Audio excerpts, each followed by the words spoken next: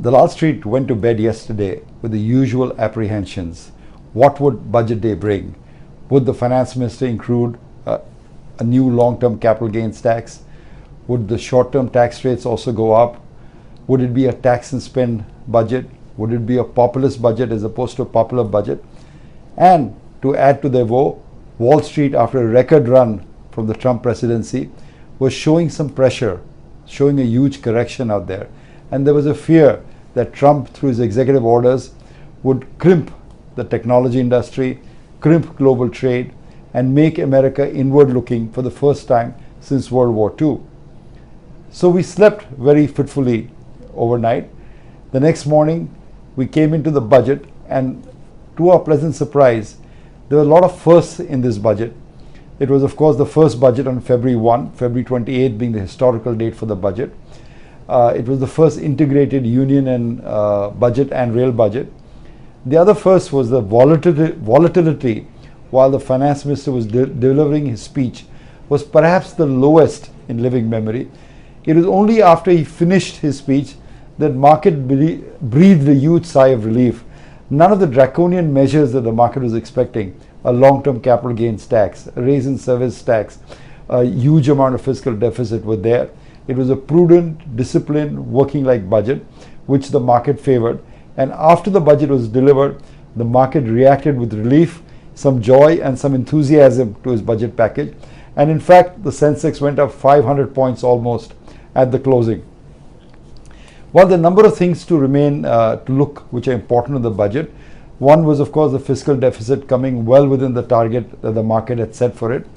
The other point was that there was relief to individual customers in income tax, which is always good for investors.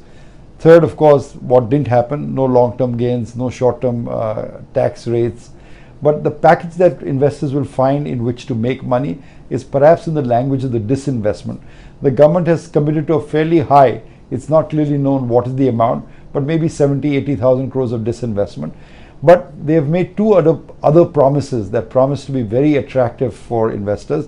First, they promise to deepen and widen the PSU base, which means that a lot of other companies that are not listed now, for example, Airports Authority of India, Indian Railway Ticketing Corporation, and a few Hindustan Aeronautics, may get listed in a time-bound manner over the next year.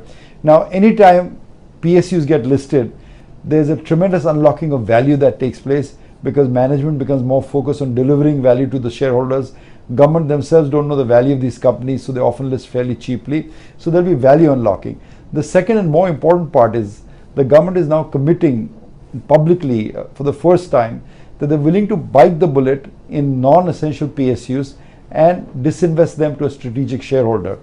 They've already mentioned in the press Bharat Earth Movers may be in the strategic disinvestment list, NMDC is on the list, SAIL could join the list. There are almost a ripe bunch of dozen PSUs that if strategically disinvested could unlock a huge amount of value. I think the run-up to that would be the oil marketing companies.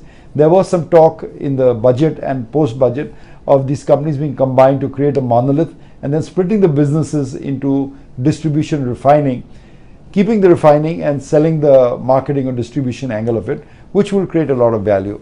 So overall, a day that began with apprehension, doubt, worry on the Wall Street, because post-budgets may not have been kind in the last decade or so to the markets, ended with a relief, collective sign of euphoria as the worst was discounted and the market went up.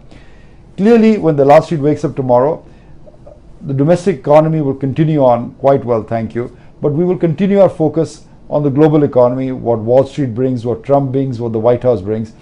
The big fear of the market will be not the 3-4 hikes in interest rate that the Fed might do, but the fact that Trump might turn around the clock in terms of globalization, in terms of trade, in terms of free flow of goods and services, which is a beacon of the world for the last 50 years or so. But we are hopeful that given the fact that the US is a democracy and the Congress, the two houses of Congress are fairly resilient, they will not allow any unchecked measure to get passed and be signed into law. So overall, for Indian investors, it's a good day. The worst of the tax bite is behind them, and years of good economic growth, low interest rates, low oil prices should propel the market higher. It's a good time. The bull market that began in 2013 is still intact, and we hope will continue well into the future. So good time again to take a look at some great businesses that are doing well.